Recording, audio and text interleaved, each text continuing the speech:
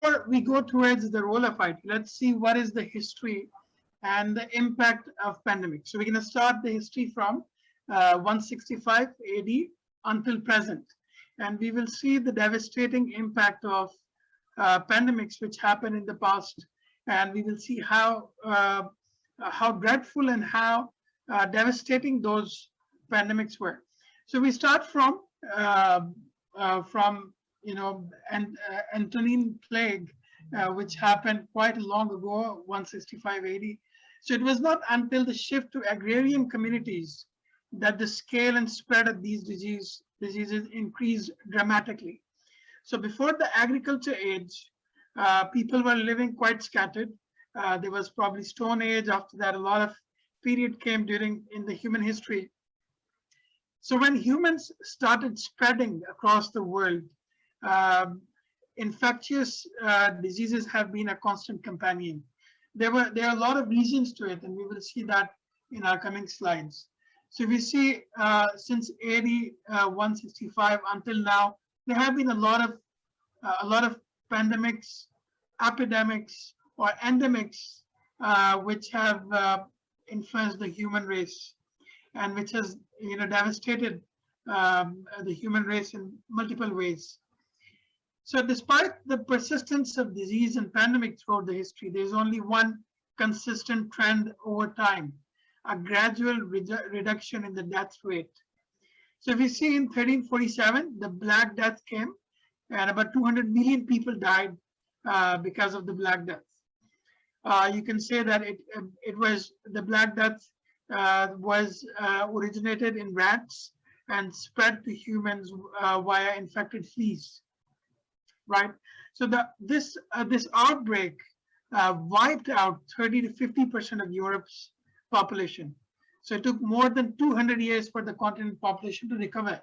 Imagine the devastation, 200 years to recover. At the moment, we are hoping that COVID-19 will be, we will recover from COVID-19 within a few years, couple of years, hopefully. But this pandemic, the Black Death, took about 200 million lives. 30 to 50% of Europe's population was wiped out, and it took about 200 years to come out. Then in 1520, smallpox came, and that was the time when it killed estimated 90% of Native Americans. And in Europe during the 1800s, an estimated 400,000 people were being killed by smallpox annually, right? So after this, Spanish flu came in 1918 to 1919, 2 years. And this Spanish flu killed about 40 to 50 million people. And then before this, in 541, 542, plague of Justinian came and killed about 30 to 50 million. Now, fast forward, if we see COVID-19, up till now, it has killed more than 2 million people, and it's ongoing at the moment. But compared to the devastation which was brought by earlier plagues or earlier pandemics, at the moment, thankfully, it is not as devastating. Of course, it is devastating, but if we compare this to earlier pandemics, it is not that devastating. We can see a gradual reduction in the death rate as well, which is due to many reasons. We're going to see what were the reasons why pandemics started spreading more, and why now they are not as devastating as they were before. If we see the infectiousness rate, you hear in the news a lot of times about the N naught or R naught value, through which we come to know what is the infection rate in the community. If we see MERS, which was Middle East version of SARS, it was 0. Its R naught value was 0.8. That means one person would has the possibility of infecting another 0.8 people, so less than one person. Influenza has a 1.5 R naught value. Ebola has 2.2 infectious rate. COVID until now is about 2.5 maximum, but of course ongoing. SARS had 3.5. mumps has 4.5, and the top is measles, which can infect about 16 people. One person can infect another 16 people. So even in this case, COVID is slightly lesser than SARS, mumps, for example, rubella, smallpox, or measles. So, um, so this is the infection rate of COVID. Now, keeping in mind the devastation which COVID can cause, and which it has been causing in terms of health, and in terms of the the economy as well, we need to keep in mind these statistics, and it will be relevant in the coming topic. Now, why the pandemics have become frequent? Now, although you can see a gradual decrease in the death rate of the pandemics, you can see that pandemics are becoming more frequent. So there are multiple reasons behind why pandemics are becoming frequent. The first reason is the global travel. Now, human beings are traveling more than ever. Before the pandemic, of course, in 1990, about 1 billion people traveled by air, a number that more than quadrupled to 4.2 billion by 2013. So this is a big, huge jump in global travel. Now, along the way, when the traveling cost is decreasing, a lot of budget airlines are coming. People are traveling more than ever. There are more than ever airlines. There are more than ever people, involved in travel. Traveling has become a fashion in terms of, going to different countries, and sharing your travel blogs, etc. So global travel is becoming one of the major causes of spread in pandemics. The second reason is urbanization. So urbanization means that a lot of people have moved to cities. So people are going out of the small towns or the villages, and they're going towards cities. Now you can see, even in, for example, in Malaysia, a lot of number of cases of COVID-19 are in big cities like Selangor, the state, or Kuala Lumpur, or Penang, for instance, or Ipoh. All these cities are big cities, and a lot of COVID-19 cases are happening in these cities. So small cities, because people are living in a spreaded, or the density is not that high, population density. So the chance of spread of um, the virus is lesser. Now, at the same time, if you see that in overcrowded places, uh, a lot of people live in unhygienic environments. For example, those condominiums, or those flats where there are a lot of working people are living there, a lot of expatriates, the ones who are working here, the working class, they're staying in one room. If you go there and see, sometimes there are 10 people living in one room as well. So the conditions are quite bad. They can get work in urban cities, so that makes it even more worse, and more chances of spread of virus happens. The third reason of frequent pandemics is climate change. So climate change is altering the natural range of disease carrying insects like mosquitoes. There's increased risk of flooding. Now, flooding, as a result of flooding, a lot of waterborne viruses come to light, uh, and also human displacement because of climate change. People are moving from very hot zones to those countries where the weather is not really extreme. So that is also causing a lot of problem in terms of pandemic and the virus spread of virus. The fourth is increased human-animal contact. Now, it's not that animals are coming in human habitat, but actually it's humans who are going into animal habitat. People are living in new areas, so entering animal habitats. We are cutting trees, we are cutting jungles, we are creating communities, human communities inside those places where animals were living. So that is one of the cause that human and animal contact is becoming closer. They're living close by. That is also one of the reasons how the animal-borne viruses are getting into humans. Wildlife trade is also one of the reasons.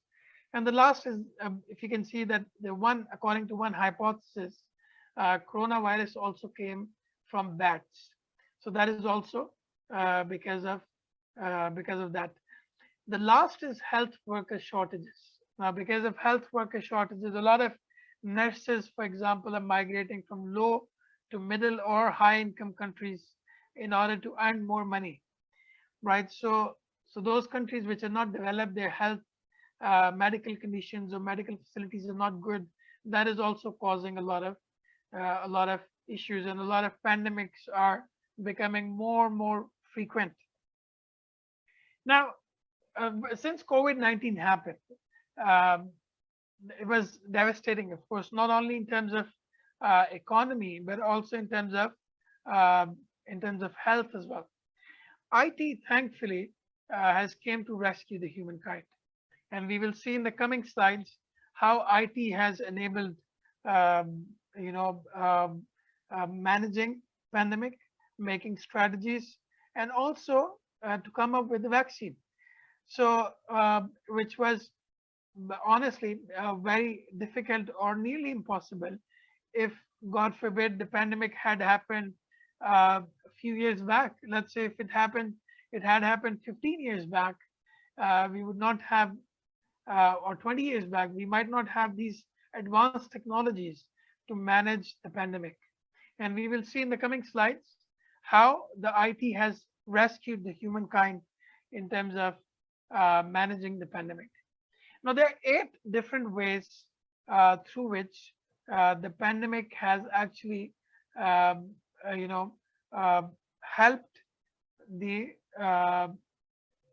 to manage the pandemic preparedness and also the response. So, the pandemic, the IT digital technology has helped, in many ways. If you see, it has helped in planning and tracking in order to plan for the pandemic, in order to track the spread of the virus. It has helped in screening of the infections. It has also helped in contact tracing, quarantine and remote working technologies, then clinical management, fighting misinformation, finding drugs, and contactless movement and deliveries. All this have been pivotal in order to uh, fight this pandemic. And we will see one by one which technologies have helped in all these areas. Now, first thing is planning and tracking. Now, the primary purpose of planning and tracking is to track the disease activity in real time, how the disease is spreading across borders, how the disease is spreading across different states or different cities. Now, there are 4 primary technologies which have helped uh, in order to plan and track the virus. First is artificial intelligence. So it has helped in risk assessment and forecasting. So a lot of data is there. So the artificial intelligence helps to assess the risk and forecast the spread of the virus in order to know the disease, the spread of the disease, the medication, the treatment, and helping researchers as well. So what AI has done, artificial intelligence, you have a lot of data, and we're going to see that later in the big data analytics and data dashboards as well. The countries have been able to use AI, artificial intelligence, in order to fasten the process of analyzing the spread of the virus. It has helped the researchers to gather the already done research, the prior research, in a much lesser time. So AI has helped the researchers to compile the already existing research, find out the relevant information, and come up with the solutions. So that is one part of artificial intelligence. Then we have migration maps. We now, with the help of migration maps, we can know where the people are going with COVID-19 symptoms. So how the spread of the virus is possible.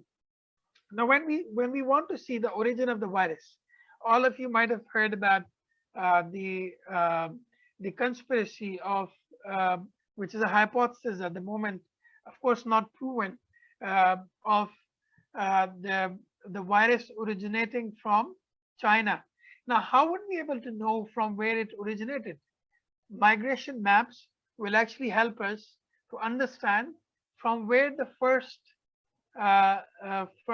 person traveled, and the which carried these symptoms. So the migration maps coupled with artificial intelligence and big data analytics, which we're going to see later. So machine learning models to predict the spread. Now all these technologies are working hand in hand. Machine learning and artificial intelligence work together in order to come up with models to estimate or to predict the spread of the virus. And then big data analytics is a huge breakthrough. Data is the oil, or in let's say in 1970s or 80s, petrol was the backbone of the economy. Now data is becoming the backbone of the economy in every aspect. So big data analytics and data dashboards, they give you the real-time data from smartphones and wearable technologies. For example, S3 Malaysia dashboard, if you go there, it can tell you the real-time information on the spread of the virus. Right. So this was about planning and tracking. So if you go on the migration maps, this is from around the world. Now, migration maps which use cell phones or mobile payment applications or social media to collect real-time data on the location of the people. Now, this allowed Chinese authorities to track the movement of people who had visited Wuhan market, which is considered as the pandemic's epicenter. Right.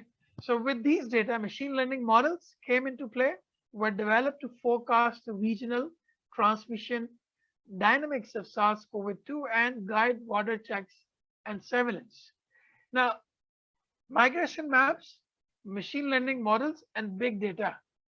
So China used all of those in order to reduce the number of cases in the country and also to reduce the number of deaths. Now, if you see, the virus originated in China, but if you see the number of cases in China, way lesser. Now, a lot of people link it with some conspiracy, but again, if you see the use of technology there and their preparedness. Now, the question is why they were prepared. The answer is that they were prepared because of SARS, which happened back in 2004, if I'm not mistaken. So they were already prepared. And back in 2004, they were they knew how to handle such virus. At the same time, the technology adoption in China is very high. Now, even in the villages, people are using technology. QR code payments are quite prevalent. A lot of people use QR code payments, mobile payments. They don't use cash money. So the technology adoption, coupled with using all this technology, has helped them to manage the pandemic way better than other countries. Although the pandemic is supposedly it started in China. The second important aspect of the technology is the screening for infection part. Now you need to screen individuals and populations. Right? I remember I was coming back from Pakistan back in January 2020, just a couple of months before the pandemic. The pandemic news was already there, and I remember I heard that there's some virus outbreak in China, and we thought that it'll be just a normal thing, but well, we didn't know that what's going to happen later. But when I landed in KLIA, there were already those thermal cameras or screens which were checking people temperature. So artificial intelligence, I will give you the example later. Let's go to the digital thermometers. We all know how digital thermometers are helping. Wherever you go, the thermometers are there, digital thermometers. And they have already advanced in front of our eyes. It started as a normal thermometer, and now it has moved towards those standing thermometers, digital thermometers, which are helping to assess the temperature. We have mobile applications. For example, in Iceland, there's mobile app for patient-reported symptoms. In Malaysia, for example, we have My Sejahtera, and then we have thermal cameras as well. Again, the example will be coming next. So if we see the example of, for example, artificial intelligence, Beidou, which is a Chinese-based company, has developed an AI-powered non-contact infrared sensor system that provides users with fast multi-person temperature monitoring that can quickly detect a person if they are suspected of having a fever, one of the many systems of the symptoms of the coronavirus. So they have come up with AI-powered non-contact infrared sensor systems, which they have installed on different areas, right? So, or for example, in KLIA, like I mentioned earlier, there are thermal scanners, which are helping to measure the temperature of the people which are coming by. Now, going to the third important aspect, which is contact tracing. The objective of contact tracing is to identify and track individuals who might have encountered an infected person. Now, if you know, this has helped a lot in containing the virus. In order to know, for example, if one person is infected, how many other people he has met, and how can he infect those people as well. So the first technology which has helped is global positioning systems data. Of course, wherever a person is going, this GPS system in vehicles and the mobile phones is helping to track the people. Then we have real-time monitoring, the camera footage, the facial recognition technology, or the bank card records will tell you where people are going. The people can be monitored on the real time. And the third is the mobile applications. For example, My Sejahtera. I'll explain the users, the ones who are not from Malaysia. We will see how the Malaysian app My Sejahtera is helping the government or the people to understand and manage the COVID-19. And then we have wearable technologies. Let me give you the examples of mobile app and wearable technology. For example, for the wearable technology, Singapore has launched a mobile phone application that exchanges short distance Bluetooth signals when individuals are in proximity to each other.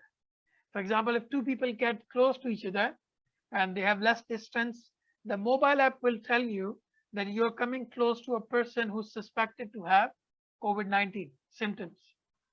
Similarly, Germany has launched a smartwatch application that collects pulse, temperature, and sleep pattern data to screen for signs of viral illness. Right? So imagine you're wearing the smartwatch and it helps you to get your pulse, temperature, or other sleep patterns in order to understand what are the different patterns. Imagine the amount of data which has been gathered, and imagine what kind of help artificial intelligence or big data analytics can give in order to contain the virus or to be prepared for the next one. So, for example, in Malaysia, before going to the next one, My Sejahtera application is helping a lot. Now, the people who are from Malaysia, of course, they would know how My Sejahtera is helping. People who are, watching this live webinar who are from non-Malaysia, for them, My Sejahtera application has a lot of features. Wherever we go in Malaysia nowadays, if you go to buy groceries or if you're going to do anything, wherever you go, you have to scan your QR code. So this helps to trace your contacts. Like, for example, it'll trace me whenever I go somewhere. I'll scan, my data will go inside and inside the app, and it will trace wherever I went. Also, the government is using the same app for the purpose of vaccination. So the vaccination appointments, everything comes on this app. At the same time, the app tells you whether you are in a red zone, whether you have a lot of cases around you, or there are lesser cases around your area. So these are all the different uses of technology in contact tracing. The fourth is the quarantine and remote working technologies. Now, the people who are working from home, they would definitely know uh, how big a blessing technology has been. Why am I saying blessing? Because imagine the people or the work settings where people cannot work from home. Now, for them, they have lost their jobs, a lot of them. So, the purpose here is to identify and track infected individuals and implement the quarantine. Now, this quarantine is not something new, by the way. I was reading an article uh, on one of the pandemics which happened in Europe, most likely the one we were talking just a while ago, the um, black fungus. Now, for example, the one of the European countries, it started quarantining the people. It started this technology of quarantine, not the technology, but I mean that the method of quarantine for the infected people. They also closed their borders. You know, in Europe, one of the countries, especially in the Europe, so they closed their borders and they were able to contain. A lot of Europe was suffering, but that particular country was not suffering because the king at that time decided to close the border. So it was the country was Vatican, and the Pope at that time decided to close the borders and quarantine the infected people. So artificial intelligence, I'll give you the example in the next slide. Mobile applications, for example, Google Hangout, we're using Zoom at the moment, or Microsoft Teams. They help people to work from home. Similarly, Iceland launched a mobile app to monitor individuals with COVID-19 and ensure that they may remain in self-isolation. So this was also one of the ways of how the applications helped uh, to for remote working, right? So next up is um, global positioning system. In Australia, for example, individuals breaching quarantine will be forced to wear tracking devices. So similar is the case in Malaysia. You have to wear a pink bracelet, which will help you to actually, which will help the government to track those people who are infected. And the last is QR code. So, for example, two technologies. One is artificial intelligence powered surveillance cameras, or the QR codes. Now, the QR codes, for example, in China, serve as a COVID-19 health status. Similar in Malaysia as well. We don't have the health status, but we know from our app, My Sejahterra, that whether I'm from a red zone or a green zone, whether I have any symptoms of COVID, etc. And it is also being used as a passport. If you have a health status as green in China, you will be able to you'll be permitted to travel unrestricted, whereas individuals with red codes are required to isolate for 14 days. Similarly, in China, they're using AI-powered surveillance cameras, which helps them to know which of the person is having symptoms, or it helps to restrict the gathering of the people in public.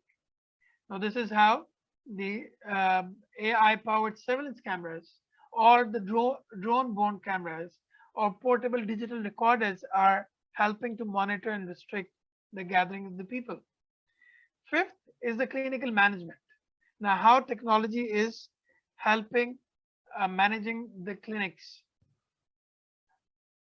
So, for example, diagnosed infected individuals monitors clinical status. It helps to predict clinical outcomes, and also it helps to provide capacity for telemedicine services and virtual care. Right? So all these are through clinical management. Now, how do we manage the clinic? Artificial intelligence for example, for diagnostics, um, and also the machine learning is is also helping to manage the clinic. So, for example, machine learning algorithms developed in China can predict the likelihood of developing acute respiratory distress syndrome and critical illness among infected patients. So, this is algorithms of helping to predict the likelihood of developing this respiratory distress, right? At the same time, the telemedicine or virtual care is also provided, right? So, for example, I'll give you the example of artificial intelligence for diagnostics and the example of virtual care or telemedicine. So, if you see in, for example, UIs, these are the graphical interfaces of Huawei Cloud NCPCT, which is AI assisted quantitative diagnostic service. This is a cloud based AI assisted CD service which is used to detect COVID-19 pneumonia cases in China. This technology processes CT images in seconds, differentiating COVID-19 from other lung diseases and speeding up the diagnostic process. Now, again, AI is helping the doctors to speed up the diagnostic process.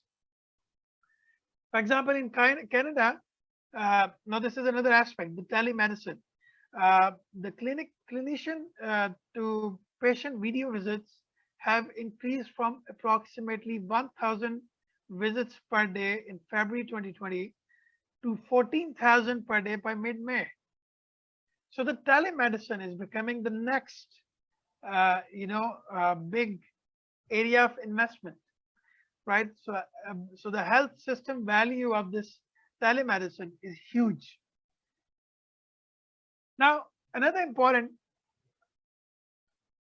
aspect of technology is fighting misinformation. Now, you would say that technology is also assisting in spreading the misinformation. For example, social media, a lot of people spread misinformation. They forward things without doing enough research on them. So a lot of misinformation, a lot of conspiracy theories, and a lot of such things are spreading because of technology itself. But at the same time, technology is helping to fight the misinformation. So to avoid panic, so what happens after misinformation is that it spreads panic and anxiety. Now let me tell you a true story. Like a lot of people back in my country, for example, or even in Malaysia, I've seen a lot of people here. They came to know about this conspiracy that when you take the vaccine, you get severe symptoms, or when you take the vaccine, there's some sort of magnet which is installed in your body, and then people are making videos that after taking vaccine, the things which the things started sticking on your body. Now these kind of misinformation is spread across different different areas. Now because of this, a lot of people are avoiding the vaccine, right? So chaos is widespread. People are buying in panic, and people are hoarding a lot of essential commodities. So because of which there is a rise in prices, there's violence on the streets, and discrimination and conspiracy theories are also on the rise. So what technologies are helping to fight this? First is the big data analytics. So what Google is doing now is it is using algorithms, which are not humans, of course, to determine the ranking of the content. So for example, if there is some unauthentic or inauthentic content, the Google big data analytics can tell that this particular information is not true, or it's a misinformation. Also, for example, Google News uses a new set of AI techniques to take a constant flow of information as it hits the web and analyze it in real time and organize it around breaking news event. Right, so a lot of information is coming up, a lot of news is coming up, and what Google News does is it takes a lot of information, analyzes it, and then organize it according to the breaking news event. So people can be well informed rather than well misinformed. This is very, very important. Then finding drug. Now, a lot of people think that how we were able to find the vaccine this fast. So technology has become an enabler to make the process of finding the vaccine faster. For example, artificial intelligence suggesting components of vaccine. Now, when the scientists were decomposing this virus, they were able to find the components of the vaccine through artificial intelligence, or by understanding viral protein structures. Now, what are the protein structures inside the vaccine? And the AI helped to understand them. So it also helped medical researchers.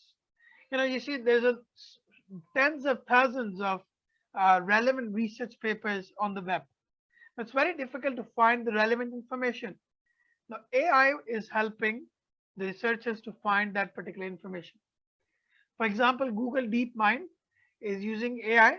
DeepMind introduced AlphaFold, a cutting-edge system that predicts the 3D structure of a protein in the virus based on its genetic sequence.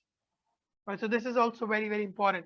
When this technology helped to understand the protein structure inside the virus based on the genetic sequence.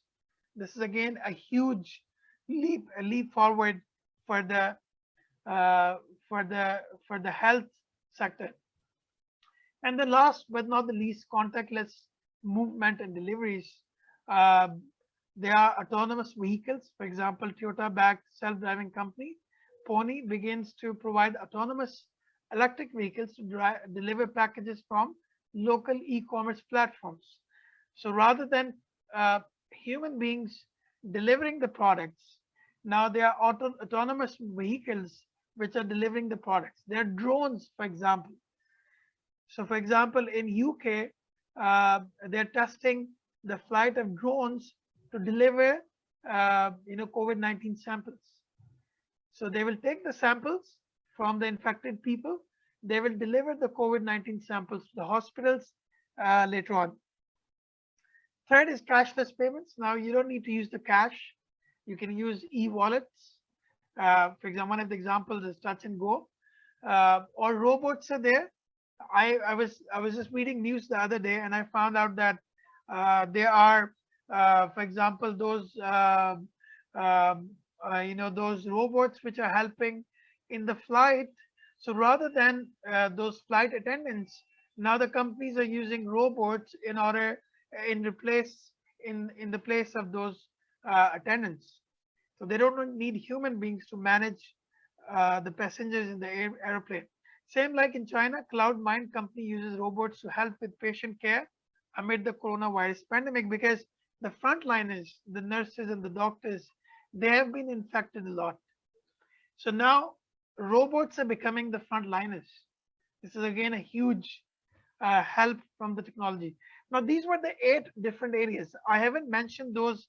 For example, in this time, the technology helped the people to stay inside.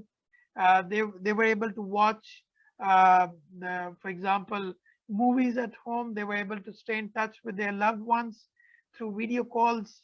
And there are a lot of other benefits which we sought from technology during COVID-19. Now, until here, I was talking about how technology has helped in COVID-19.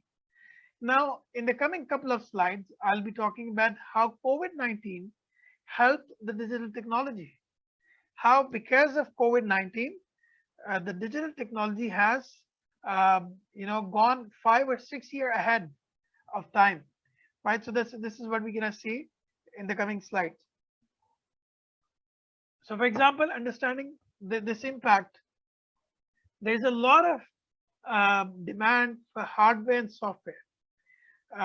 Because people are working from home, they're not working in the offices. So a large orders for laptop and mobility devices is there. So the sales for laptops and mobility devices has increased. Software sector is growing For example, the platform we are talking at the moment on, Zoom. Zoom was not as famous as it is now before COVID. But now Zoom, Microsoft Teams, Google Meet, all these softwares have been used quite extensively, right? Second is IT services. Demand for cloud infrastructure services, specialized software, as well as communication equipment and telecom services has increased because a lot of people are on laptops, they're using mobiles more often because they're at home. So we need stronger communication equipment and we need better telecom services. So a lot of investment is there. 5G network deployment and adoption of 5G equipment has it has been sped up. A lot of speeding up of deployment of 5G networks has increased, which will push the technology advancement in the future. And the last, for example, network equipment, because there is increase in the use of teleconferencing like we are doing at the moment. So we need a better network equipment. We need the need for ever faster access to data, and automation will enhance focus on network equipment. The more people are using the internet, the more automation is there, the more 5G is coming up. We will need better network equipment. So a lot of research is going on that side. If you see the popularity, certain social media has grown. If you see this, for example, this chart here, if I'm able to show you the difference, you will see that, for example, this particular area here is for the growth. Now, these social media, for example, or food delivery apps, they have grown. Uber downloads, which were there before, have also they have substantially increased, right? So Uber downloads have culminated since February with a slight uptick in daily DAUs in March, right? If we talk about explosion, video chat, online conference like Zoom, we're using online shopping, healthcare, and media and entertainment. All of these have exponentially, exploded. People are using it more than ever now. Somewhere in between the emergence and explosion is Netflix. A lot of people are staying at home, they're watching. Some of the areas have slowed down as well. For example, Airbnb, because a lot of people are not traveling a lot. So travel and hospitality websites have seen the slowdown in terms of the download or usage, or real estate websites and apps. All these have also seen decline in the overall usage. Or online traffic, when we see the for supermarkets, online traffic has increased 161%, media 80%, telecom 32%, marketplace 15%, banks 3%, and these are the ones for whom the traffic has decreased. Tourism has been hit badly. Jewelry and watch, luxury, fashion have been impacted pretty bad.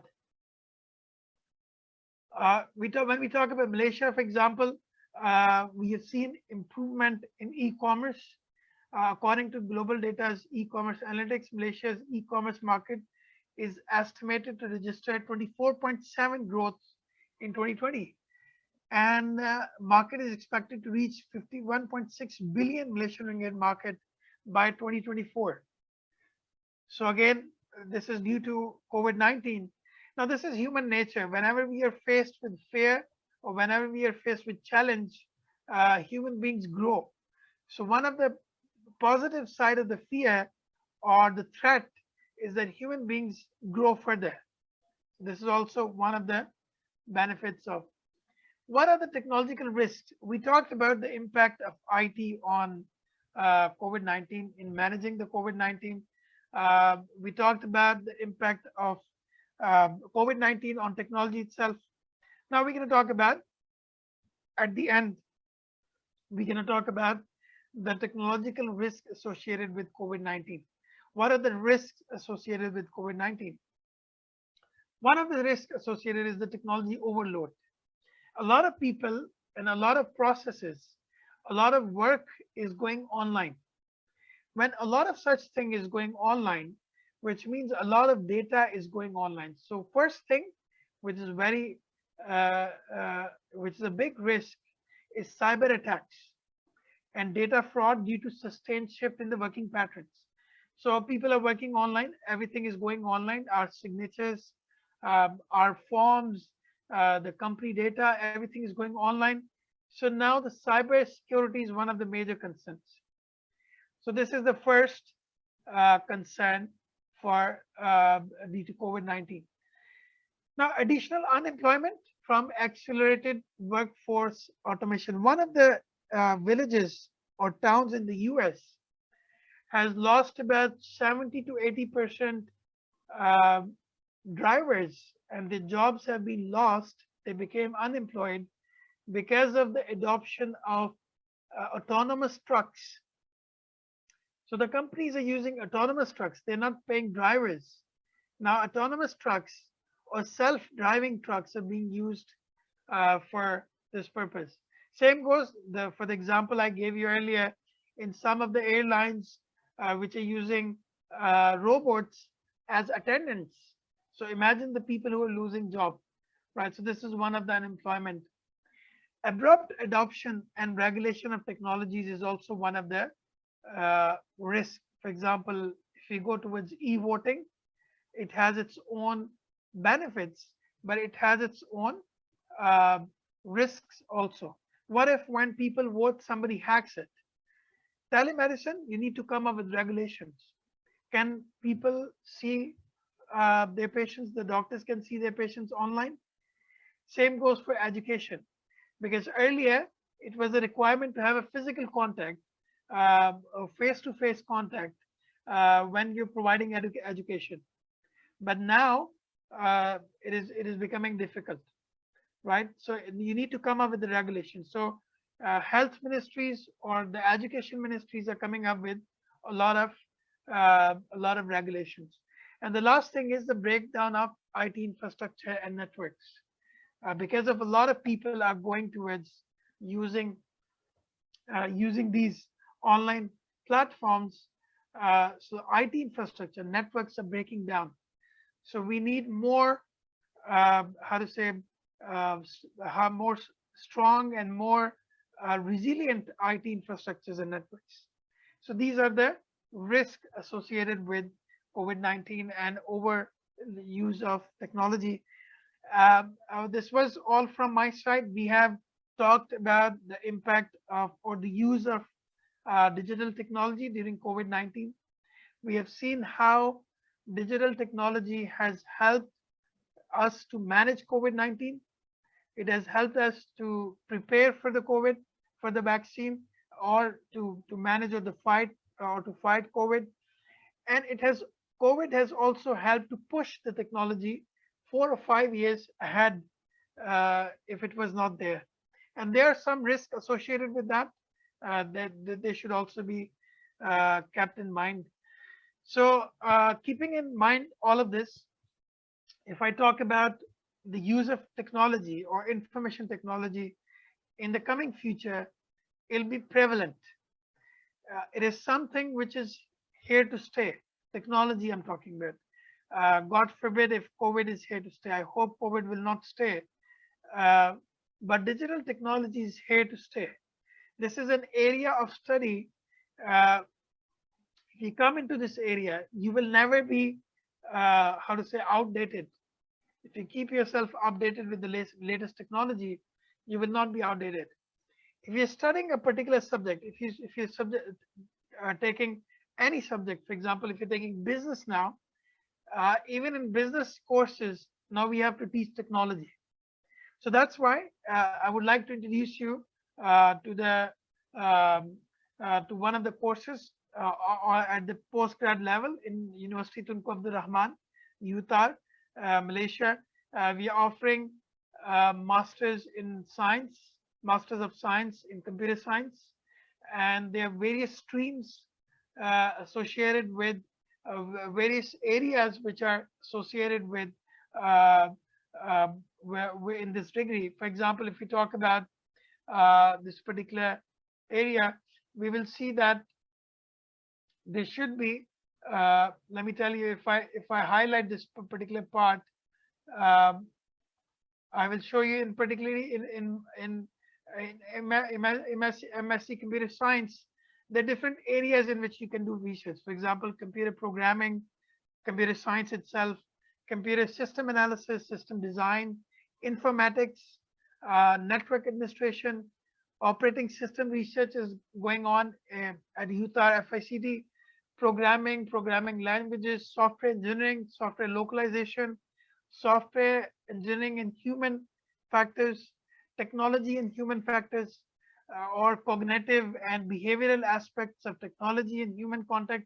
All this research is going on at the moment in MSc Computer Science. We are doing research on data analytics. There are people doing research, excellent research in the area of computer engineering, for example. And at the same time, we have a center of IoT and big data, which is working towards excellent cutting edge research as well. So if any of you is willing to do his master's or postgraduate studies, PhD in computer science, I believe that UTAR Faculty of Information and Communication Technology is one of the best places to be in at the moment. Thank you very much. Durations, yeah. Since it's a research mode, so it's open throughout the year, the intake. Whenever you can submit the applications, but you need to attach the proposal. Means that you are actually is kind of the idea what you want to do, or if you haven't have any idea, maybe you can seek advice from our head of the programs, like to have any research currently doing by the bachelor's or academic staff. Okay, so in standard there's a 2 years durations, and if you're doing by part time, there should be 3 years. Okay, so yeah, by the way, right, for this one, the research mode means that the students that need to submit other than the thesis, the dissertations, they still need to publish the papers, right? Is it? Yes, yes. So basically, in the research mode, as you mentioned in the program structure, they have to take 2 subjects as a course, which are compulsory. One is research methods, and the other is directed reading. And they have to write a dissertation. At the same time, they have certain requirements of publishing in journal papers or conferences and conferences. So I don't exactly remember how many journal papers or how many conference, but what I remember is at least one journal paper in international peer-reviewed journal, and also probably one more conference. But I think that part should be confirmed again. I don't exactly remember, but publication requirements are there. But for this one, since maybe like the students are fresh grade from the bachelor, is it? So maybe like they are not so familiar with the academics area. Okay, so how can they like look for the way to publish their papers, or how can they manage to attend the conference? Is there any like assist from a supervisor to help them or to guide them for this? Definitely. So that firstly, these 2 subjects, for example, research methods and directed reading, these 2 actually help a lot in terms of learning the research methods and learning how to write a particular write dissertation or write your proposal or write the papers. So these 2 are a big help in terms of learn research. At the same time, I've seen supervisors, I've been supervising myself as well. There's a lot of help from the supervisor in terms of publishing as well. I remember when I came first in Malaysia, I was doing masters back in 2008. There was no culture back home about research, and I was totally blank about research. What is a literature review? What are the research methods? What do you mean by writing a conference paper or journal? I was totally blank, and it took me about 5 months to get the hang of it, to understand how to work things out. And I was able to publish about 4 to 5 papers in the span of 1.5 year. And I always tell people that if I can do it, anyone can do it actually. So that's not a big deal actually. Once you go through these courses, you get the guidance from your lecturer. It's not a difficult task. Okay, thank you. So here come in another questions from Tony again. Okay, so for the part-time study, can we do the master program in Utah Setup? So first come to first, me like we as mentioned at my first slide, right? Is it? We do have campuses at the Kampar and the Sungai Long, and we have no campus at Setup. So maybe like if you're referring to the KL or Selangor area, you can it is at Sungai Long, but for this, right, further from these questions, Dr. Amir, if the students is from other states, right, is it maybe like they are not in Perak, so definitely they are not so convenient to like travel frequent to the campus. So how can they do this there if they are interested to the programs, like if they are from other like long distance, still capable for doing for the programs? Definitely they can do. If you're doing full time, the requirement is that you must meet your supervisor at least twice a month. So that's a requirement for the full time. For the part time, requirement is different. I think it's once a month, if I'm not mistaken. At least once a month, they must meet their supervisor. And for the full time, of course, they have to be on campus when the campus was open. But since the campus is closed at the moment due to COVID, they can meet online as well. At the same time, for those areas of research which need some lab work or something, their SOPs are there, and they can still come to the campus in order to conduct their research. But the SOPs are there, and again, the university is following the instructions from the Ministry of Health and the government in order to allow students of special needs to come to the campus. For part-time and full-time, of course, they can do it. They're from the other state. They can manage part-time quite easily. I know a few people who are doing that. Means that they are not necessary to stick in the campus, right? Is it? For the part-time, yes, they're not necessary to stay in the campus. Yeah. So for this, right, since you mentioned about the program structures, okay, means that is the classes to attend for these programs, like the direct reading and the research methods. So they have to attend the classes. You mean the part-time, is it? Yeah. No matter full-time, they need to attend the classes. Yeah, they have to attend the class. They have to pass these subjects as well. But as far as I know, normally in all the faculties, these classes are only once a week.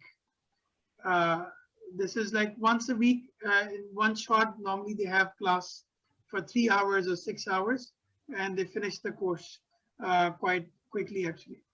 So how long the class to last year? Sorry, come again? How long the durations of the classes will be, like 1 or 2 semesters or the whole programs? No, it's only for 1 semester.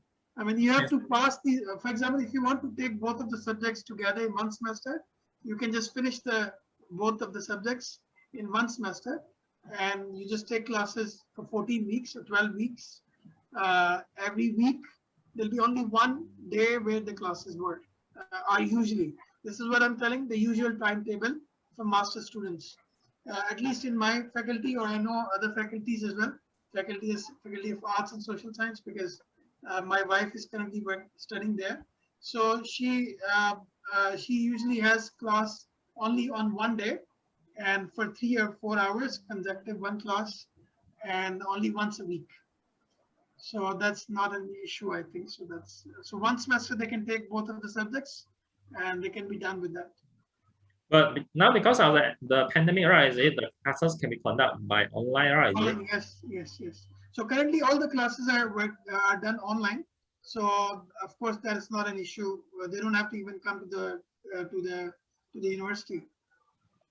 Okay, thank you for the Amir. And now we come to the next slide. Right, this is the entry requirement. So if you are interested for the programs, so you have to be the IT related degree. and at least with a CGPA 3.0 or above.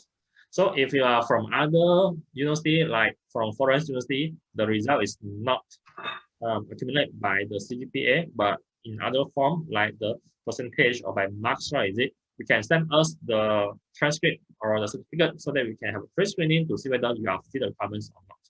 Okay, so it's not only from Utah. So if you are from other colleges or other university, right, is it your bachelor degree has to be at least CGPA 3.0 or above. Okay, so some more, right, is it if below in the less than 2.5, right, you still need for 5 years working experience to attend to apply for the programs. Okay, and now we come to IPSR. This is the Institute of Postgraduate Study and Research that handling for the admissions, the applications of the master programs.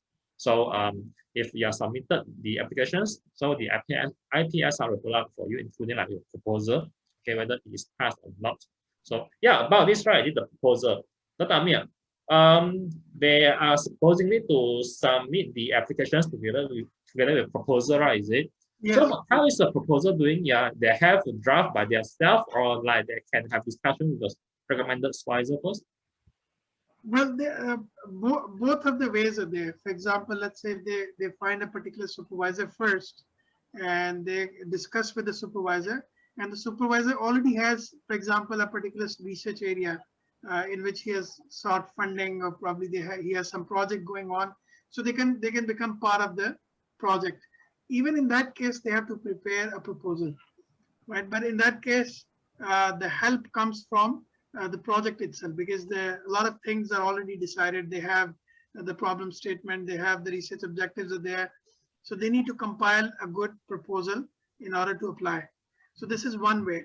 Another way is that you prepare your own proposal and then you approach a particular supervisor in that particular area, right? So even in that case, what they can do is that they can prepare a simple proposal, a little extensive, of course, not very detailed, because they will have about 3 to 6 months to finally prepare their proposal to appear for proposal defense.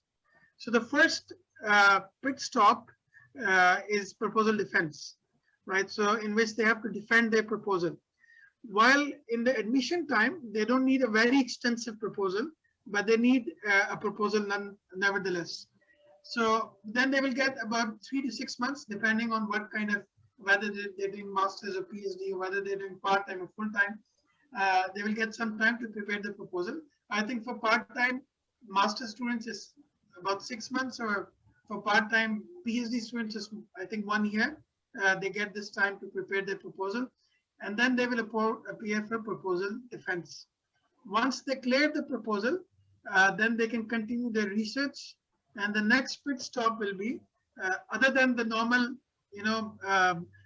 presentations to the supervisors or symposiums, the next pit stop will be when they will submit their intent to submit thesis. For example, they will come up with work completion seminar, where they will say that their work has completed, and they will present to examiners internally. And once they pass that, then they will go for submission of their thesis and for final viva. So these are 3 important milestones in their overall journey for masters and PhD.